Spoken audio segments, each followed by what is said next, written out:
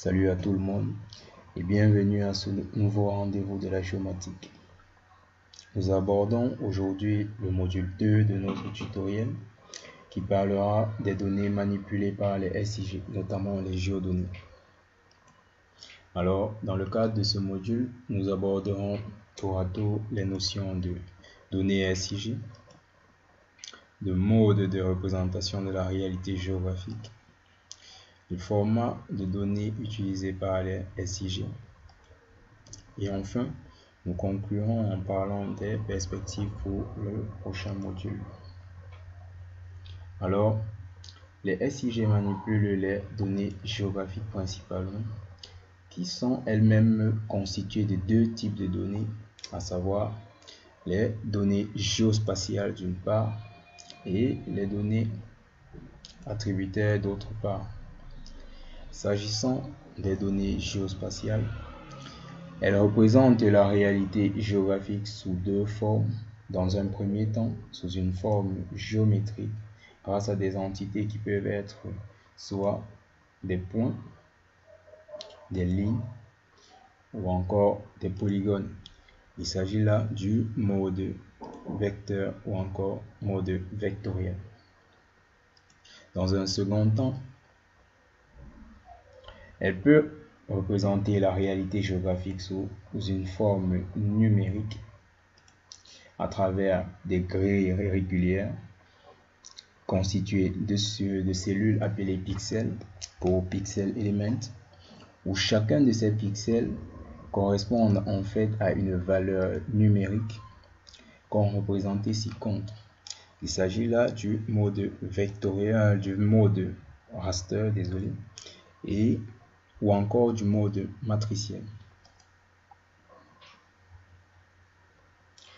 S'agissant maintenant des données attributaires, elles sont encore dites tabulaires car elles sont présentées sous forme de tableau, ou encore alphanumériques car elles se présentent soit sous forme de lettres ou encore sous forme de chiffres.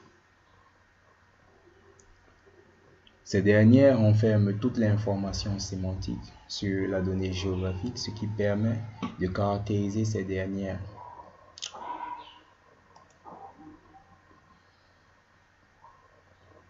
Maintenant, nous allons parler beaucoup plus spécifiquement des modes de représentation de la réalité géographique.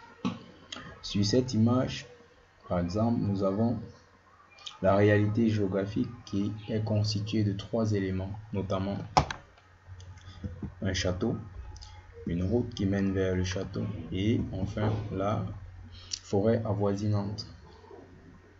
Cette réalité peut être représentée sous forme géométrique à travers le mode vecteur avec un point qui matérialise le château, une route qui est matérialisée par une ligne et un polygone qui matérialise la forêt.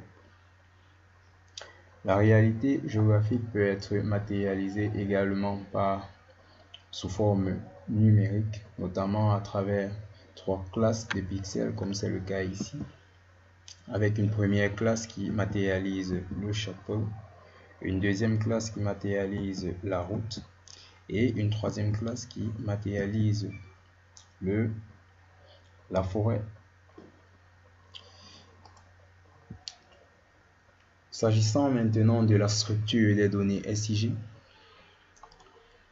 les données SIG utilisent, ou bien les systèmes d'information géographique utilisent un système de superposition des couches, avec chaque couche qui contient différentes informations, comme c'est le cas par exemple ici, nous avons la première couche qui représente les régions qui sont matérialisées par des polygones, une deuxième couche qui matérialise les routes qui sont représentées par des lignes et une troisième couche qui matérialise les localités qui sont représentées par des points. C'est l'ensemble de cette couche qui permet d'avoir une représentation en deux dimensions de la réalité, comme c'est le cas ici avec la région de l'Est, avec sa route nationale et les différentes localités qu'on y trouve. À présent, faisons un tour dans QGIS pour voir ce qu'il en est réellement. Alors, dans QGIS, il y a un panneau qui regroupe l'ensemble des couches que vous pouvez choisir soit d'afficher ou de retirer en cliquant juste à gauche là. En cliquant là, nous voyons que nous avons fait apparaître la couche qui représente les limites nationales du Cameroun, qui est représentée ici par un polygone. Nous pouvons également décider de faire apparaître le réseau ferroviaire du Cameroun qui sera matérialisé ici par une ligne, ou encore de faire apparaître les différentes localités qui seront matérialisées ici par des points. Ça, c'est pour le mode vecteur. Pour le mode raster, nous pouvons décider d'appeler une image sentinelle de la zone côtière du Cameroun et de zoomer sur cette dernière. Si nous zoomons encore un peu plus, nous pouvons voir effectivement la réalité géographique. Ici, nous avons des nuages. Là, nous avons des forêts avec des cours d'eau. Et ici, nous avons principalement la forêt. Là, nous avons un étalement urbain. Et si nous zoomons un peu plus, nous verrons que cette réalité est matérialisée par des pixels qui représentent la réalité en fond. Si nous revenons maintenant au niveau des localités, nous allons voir la notion de table ou bien de données attributaires en ouvrant la table d'attributs. Ici, ce tableau représente l'information qui caractérise en quelque sorte les différentes localités. Sur cette première ligne, nous voyons que nous avons par exemple la latitude et la longitude de cette localité. Nous avons également la population dans cette localité pour les années 90, pour les années 95 et pour les années 2000. Nous avons également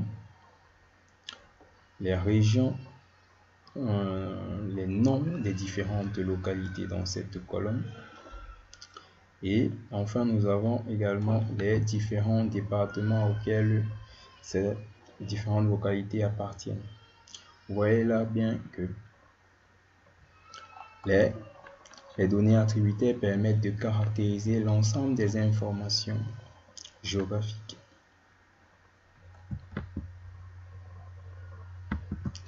Retournons dès à présent à notre présentation, où nous allons parler maintenant de données SIG.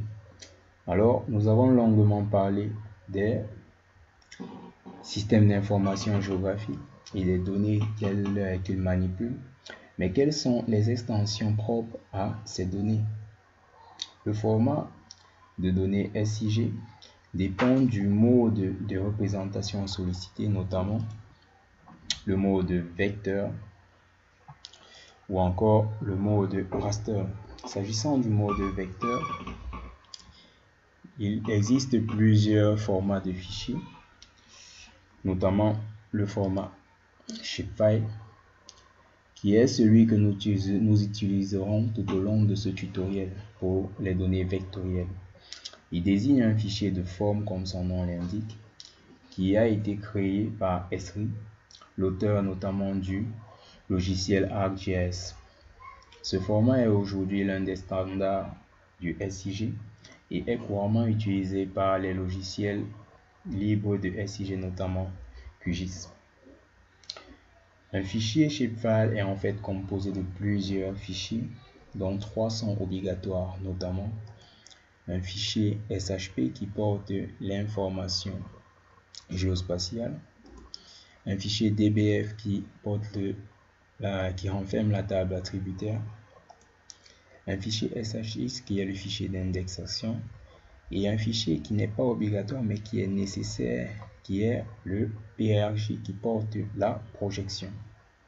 Nous avons également un autre format, le format table, qui est propre au logiciel MapInfo et qui renferme lui également plusieurs autres fichiers, notamment le fichier tab, le fichier date, le fichier ID et enfin le fichier map. S'agissant maintenant du mode raster, on utilise le plus souvent le format GeoTIFF qui lui également est constitué de plusieurs fichiers, notamment le fichier TIFF, le fichier QML, le fichier TFW qui correspond au fichier Word5 et enfin le fichier OXXML. En conclusion, que peut-on retenir? Nous avons dit que la donnée géographique était caractérisée par deux types de données, notamment les données géospatiales d'une part et les données attributaires d'autre part. Nous avons parlé des modes de représentation de la donnée géographique, notamment le mode vecteur qui représente la réalité géographique sous forme géométrique et le mode raster qui représente la réalité géographique sous forme numérique.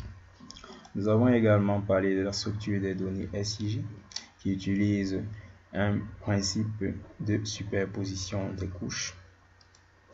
Et enfin, nous avons parlé du format des données SIG qui est fonction du mode de représentation de la réalité géographique que l'on utilise.